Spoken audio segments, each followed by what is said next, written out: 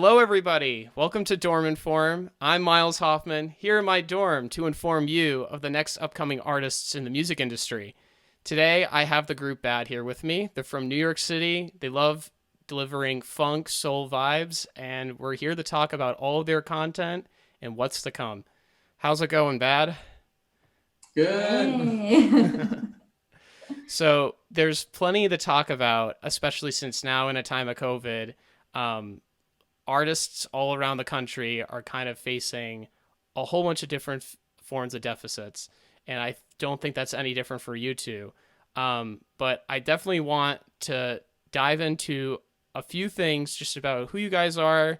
Let us know the whole history of Bad for those who haven't heard of Bad before. Take it away. All right. So we've been making music together for a really long time, like 10 years.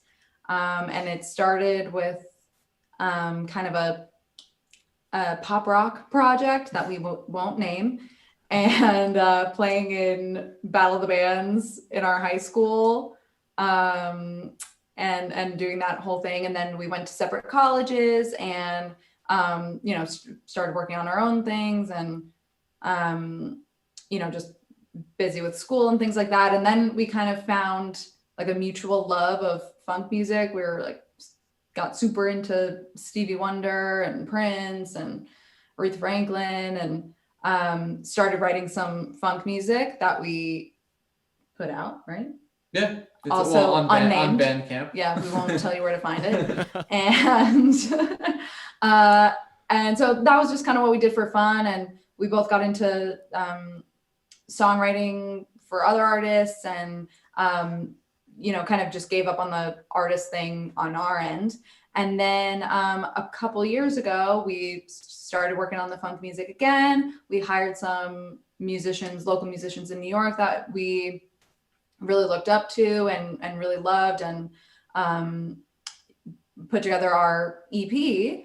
And it was still we still really weren't taking it very seriously. It was just for fun. And it was pretty jumbled musically. Yeah. We were just like, whatever. Yeah. we didn't have a clear vision, but I think after we released the EP, and then it was, well-ish received by just like our peers, we were pretty excited about it, and then started taking it a little more seriously and started focusing on what our sound really is and what our image really is. And that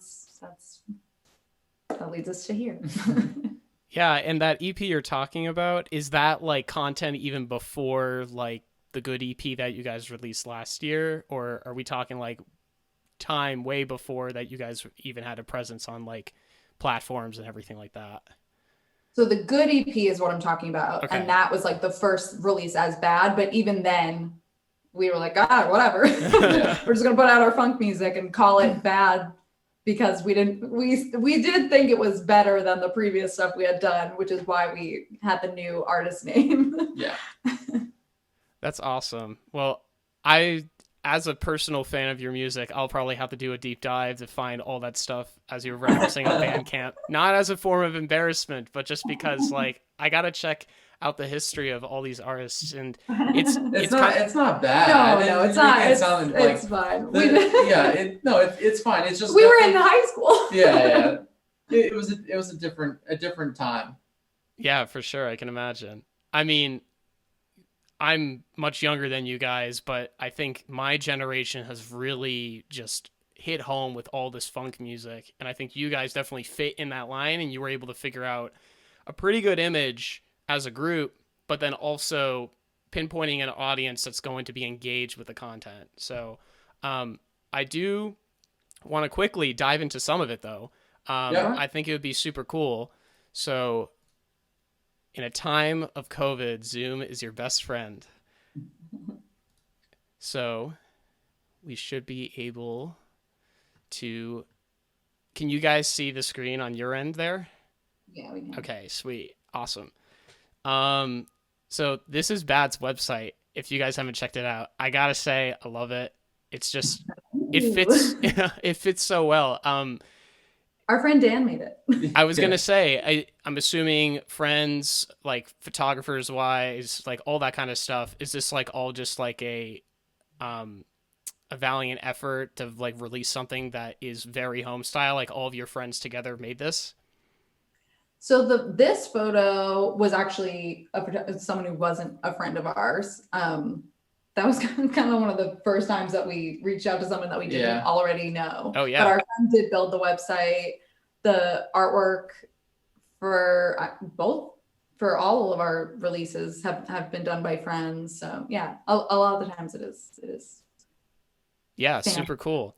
And I don't remember exactly when you guys announced the merch, but I really do need to ask this. So, since you guys have a Dirty Laundry sweatshirt, is every sweatshirt worn by either one of you two? And can it be classified as dirty laundry?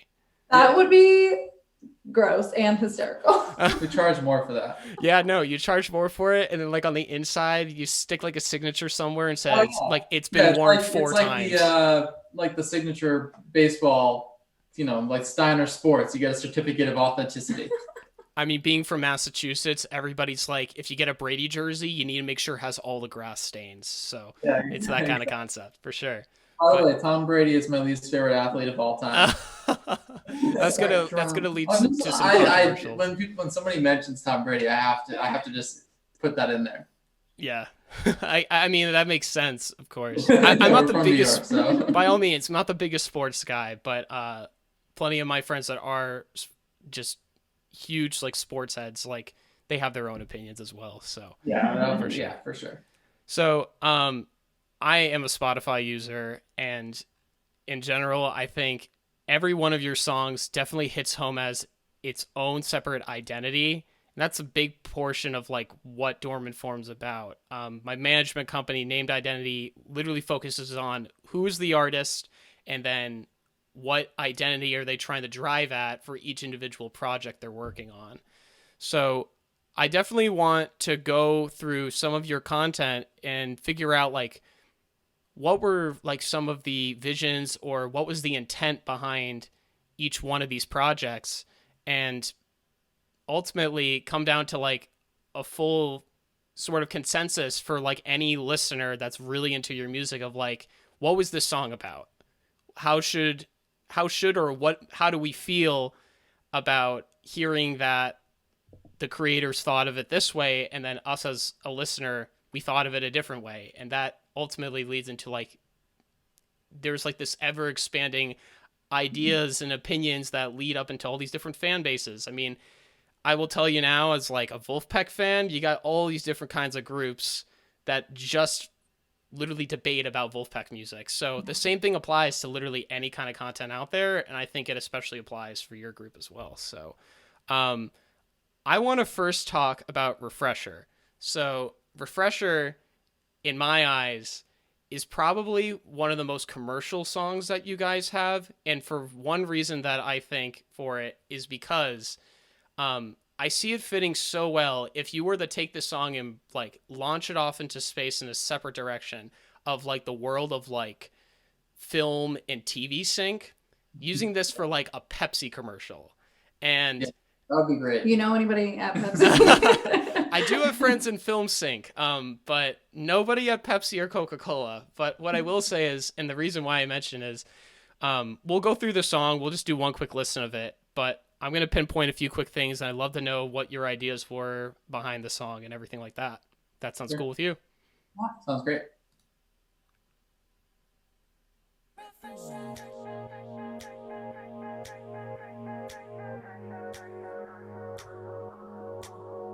You've been putting yourself under so much pressure. I'm thinking it's been so long since we got together. How did your worries make you feel light as a feather? I make you feel better. I feel honest with the sugar taste of flavor, and I get back to you since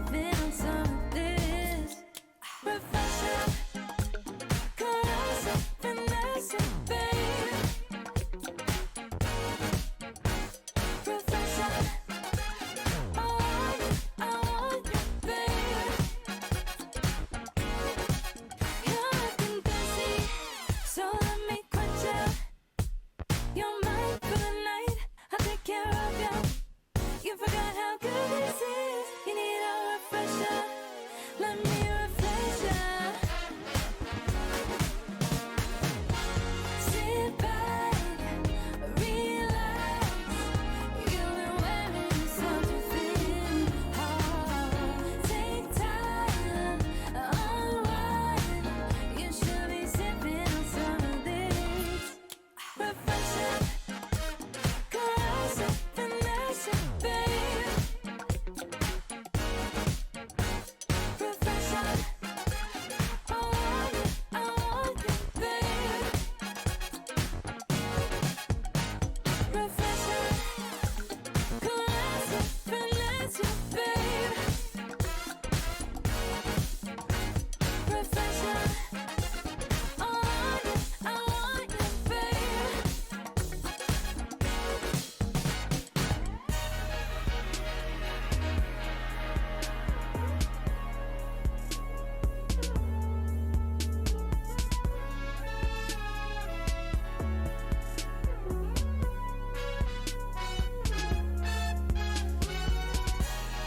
I know that it's getting late. I don't wanna keep you waiting. Now we only got champagne.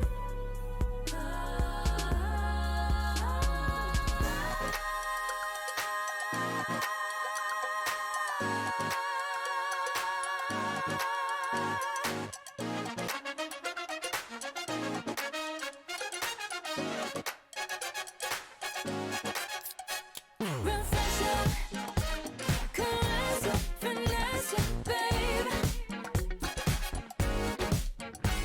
Refreshing, I want you, babe. Refreshing, caressing, finessing, babe. Refreshing, I want you, babe.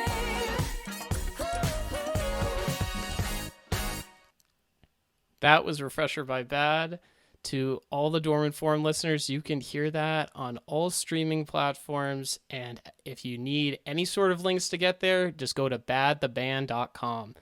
So let's talk quickly about Refresher and what we just heard. First thing I was talking about earlier about the whole like film sync industry is this clicking noise of like cracking a soda can. So Yeah. Jack, as the producer of like all the band arrangements, I need to know, was there actual cans used? Was this like a 12 pack? What soda were we using here? You got to tell me all of it. Did we use an actual soda can? No, we didn't. We found the sound somewhere. Oh, I, yeah? I feel like I like It's a to lot think in less my fun. head Yeah. that we used it. I don't The think thing we is, like, I don't know, recording the soda can, we would have had to get so many to get the right sound and whatever. So we just found one that we liked and we did it that way. The is real. That's Yeah, me. that's real. Yeah, no, that's really interesting because I was thinking at first like it should be synthetic, but also Yeah. at the same time it sounds so accurate to whatever it is. So wherever you got that sample, it's great. But Yeah, did a I great don't know. job. I don't know where we got it, but here, shout I'm gonna out. quickly let's play back. It's right before the minute mark, which props for you guys for hitting the chorus before the minute mark. That's like the gold standard for a lot of pop music in a lot of ways. But also it's just attention to the details. So really great job on that. I think I missed it there. Take time, unwind. You should be sipping on some of this. That's just so good. And I'm assuming, Julia, you're the one who actually like does like the refresh, like I don't even know what you would call it. It's just the that comes after drinking a cold beverage. That is me. Yeah. Yeah. It really does encompass, I think, the full form of like, yeah, you're calling the song Refresher, and I know there was a bigger meaning to the fact that like it's not just about drinking your like a cold beverage that you like, but from what I understand, and tell me if I'm wrong, it's almost about, and this is not to embarrass my girlfriend. We've been dating now for more than a year. We hit our 1 year anniversary, but there's a sense of like, you feel refreshed when you're with somebody, and either if it's that you're hugging them or you're kissing them, it's that feeling within like a relationship that feels almost refreshing.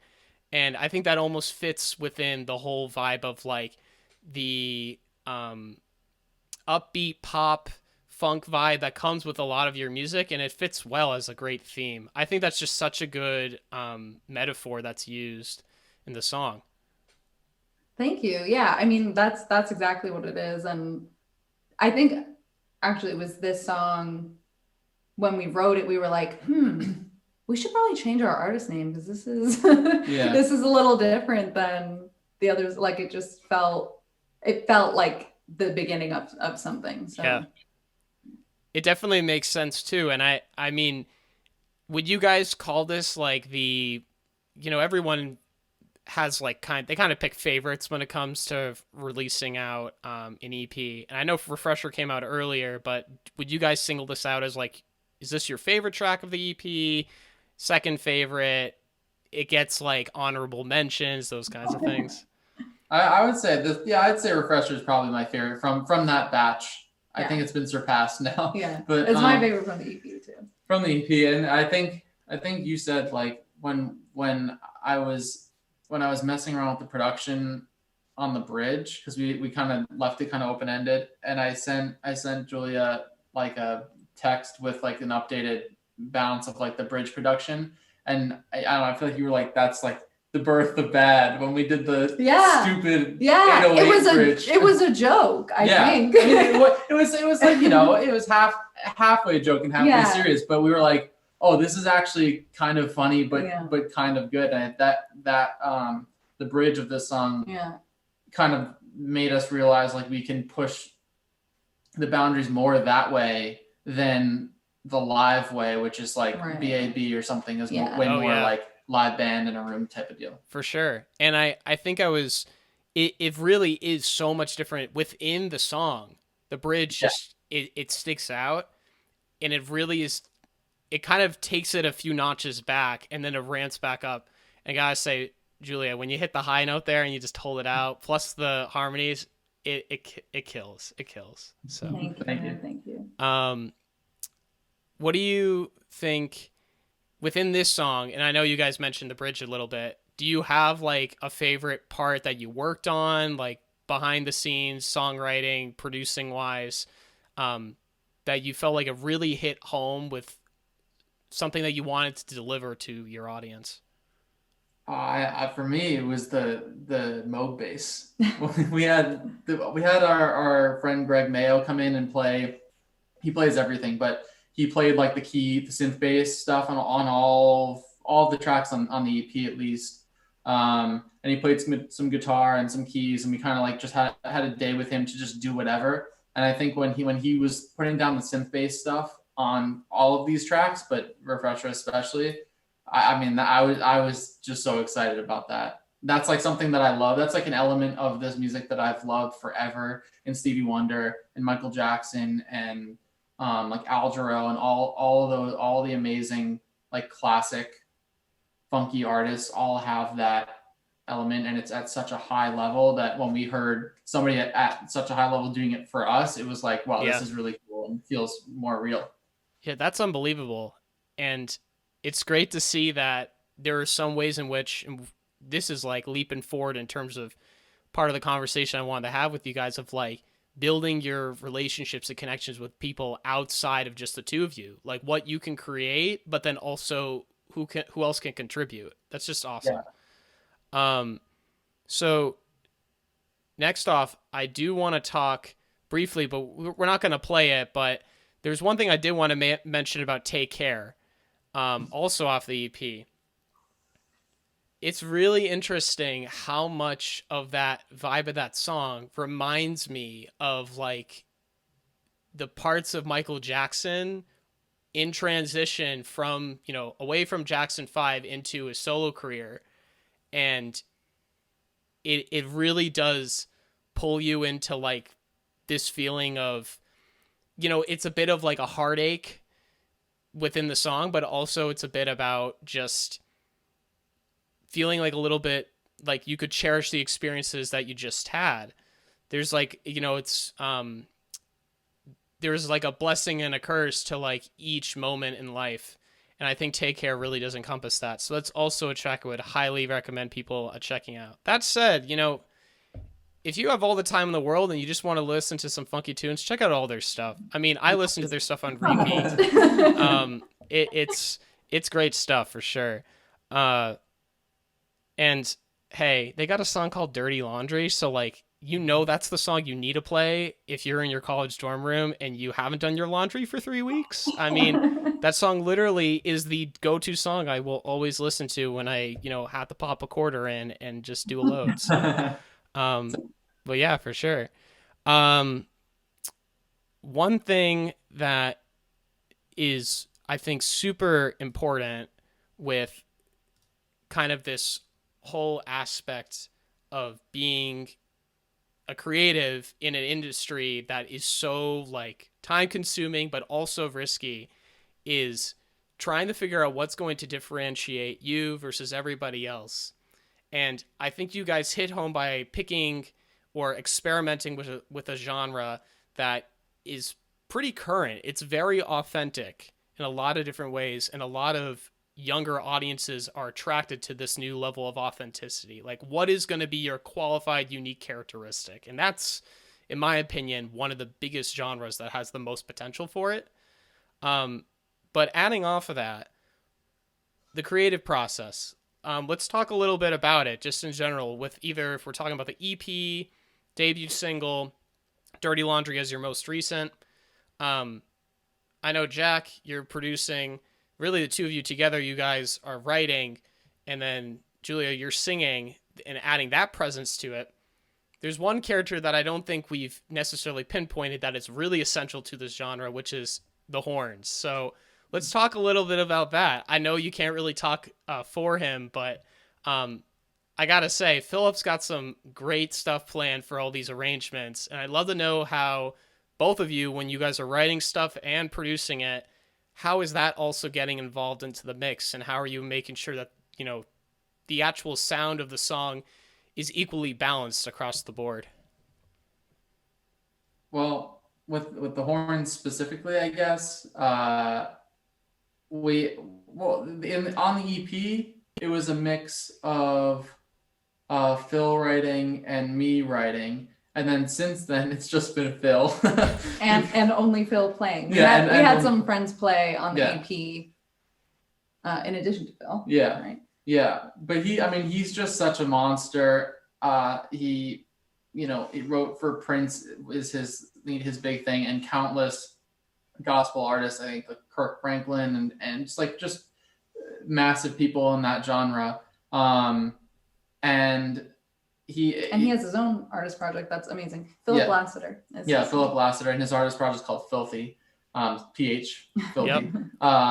And he's awesome. I've looked up to him for a really long time, since I saw him play with Prince, and he posted on Instagram one day like, "Hey, horn arrangements, like hit me up," and I was like, "Okay, sure," and we did, and it's his process is amazing. We just send him an instrumental and the vocal and no other notes or references, and you just like let him do his thing on it. And then when it comes back, we'll move stuff around, we'll mute stuff in certain sections, kind of like build out the arrangement how we want. And I always tell him like, just write as much as you want, like just go nuts on it, and we can always finagle it that way. But I think that's become part of the sound, like you said. Yeah. He's like our unofficial third band mate. Yeah. And he probably doesn't even know Yeah, that.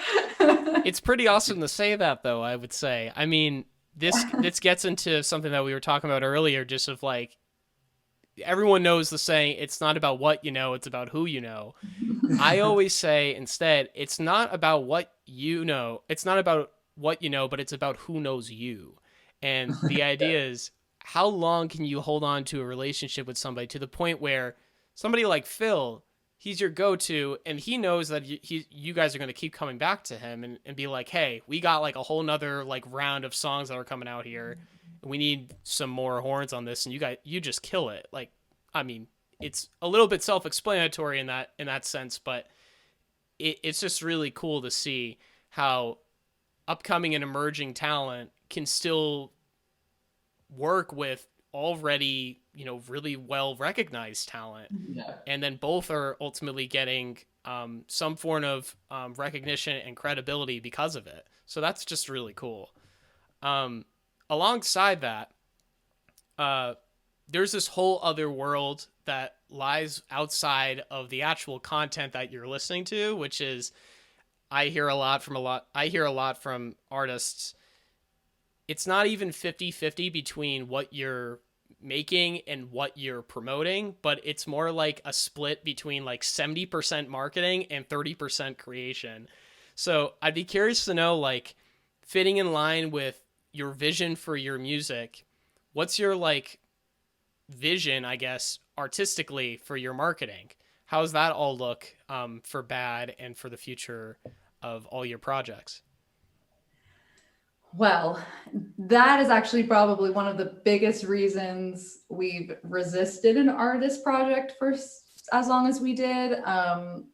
It's really hard to market yourself and feels a little like conceited almost. It's hard to be like, look at us, look at what we did, listen to it. So, I think we've tried to make it as genuine as possible. Sometimes you do have to kind of brag a little bit.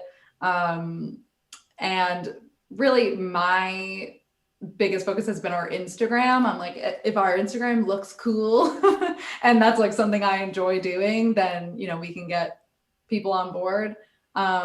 We did start working with a PR person, which has been super helpful because, she has connections we don't have. She does it for a living. And, we've got things going on, day jobs and this doesn't pay the bills Definitely not. quite yet. So, it's hard to work on that sort of thing. So definitely getting people to help has been helpful. And then, I really like the whole image. I'm really into fashion.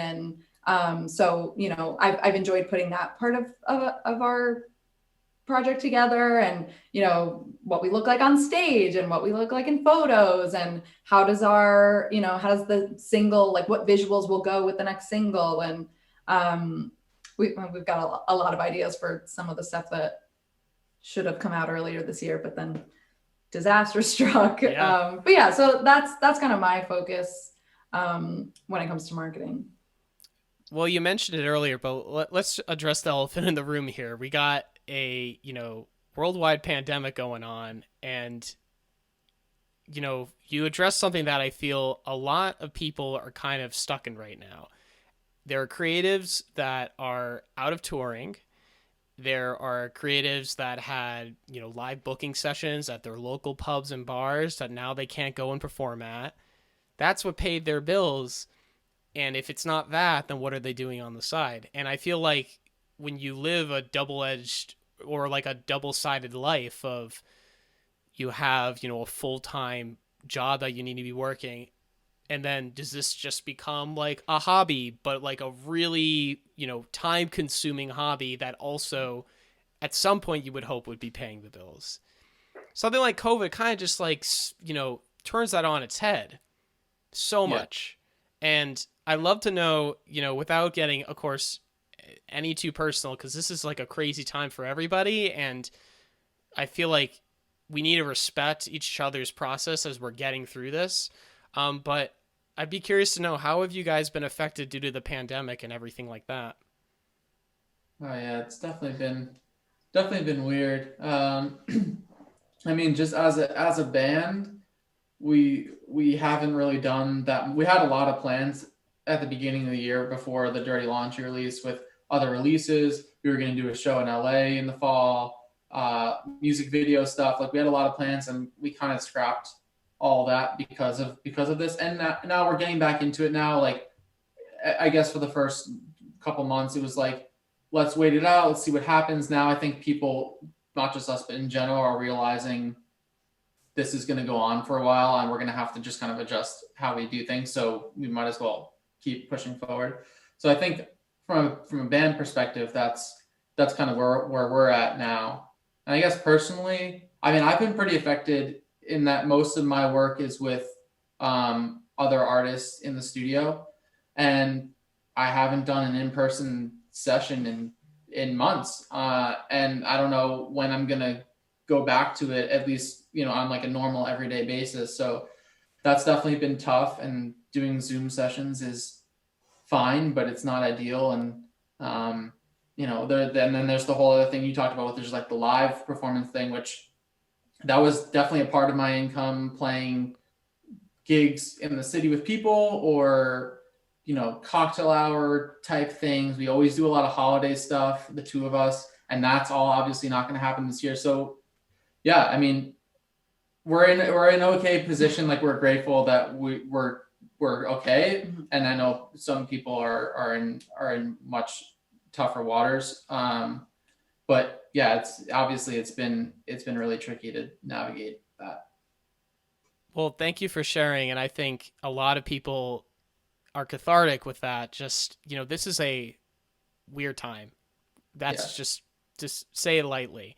And we're making the most of it. I think that's the most important thing. And the fact that you guys are still making, I would say, more than even a valiant effort to be releasing music, pushing out your name. It definitely speaks a lot. So thank you for releasing music. I think that's something that people need to, and even if you're not releasing it, the idea of spending the time to think about, okay, how do we hone our craft? How do we get ready for the next push? That's going to be so essential, because I feel like we're going to get this. We had like a giant floodgate of new music the minute COVID hit. We all knew that was going to come. But I feel like we're going to get another floodgate when things can kind of come to a new sense of normalcy, just because everybody's ready to get back into action and just like, turn it up to 11 on all this. So future thinking. If we look past COVID for one quick second and just, have a positive attitude, what are your like all-time aspiring goals as like a group? Oh. Big question. Well, we definitely have some songs ready to go that I think we'll put out pre the end of all of this. So, I hope when this is all over, we've got some new stuff ready to go. Definitely want to get back into playing shows. I really miss our band. Yeah. We'd love to do that LA trip and maybe perform with some other artists in different areas. I think that'd be great. I would love to do the music video we had in mind. It's kind of hard to think about that. I think well, we've always talked about like getting on a tour as an opening act or some version of that would be great, just to kind of get out of the New York thing, which we were going to do with the LA show, but just kind of expand the eyes that we're in front of, and not just have it be based on where we're playing shows or what Spotify playlists you get on, like, and just trying to expand that a little bit more. Yeah, and you mentioned sync, which I think is something we're also really interested in. I think in a very specific sense, like Pepsi, that would be amazing. It just kind of depends on what opportunities present themselves, but that's definitely a goal for us. Yeah, no, I'll say it now. Pepsi, if you're hearing this, check out Bad's music. Refresher specifically fits very well. I feel like,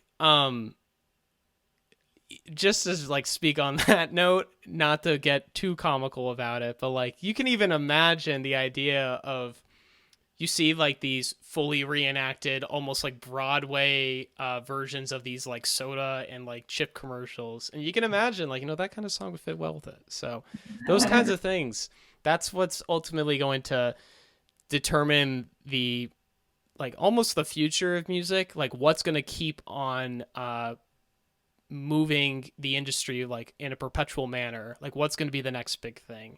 We'll have another Billie Eilish at some point, but is it really just going to be the acts? What about the content itself? So these are all great questions. For sure. But, they all need answers at some point.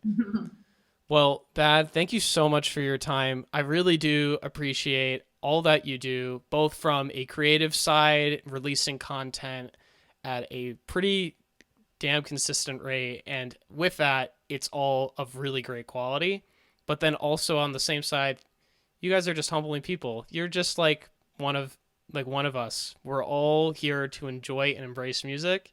And that's really what all this is all about. So thanks so much, Bad. Yeah, Thank you so much. Thanks for having us. So nice to talk to you.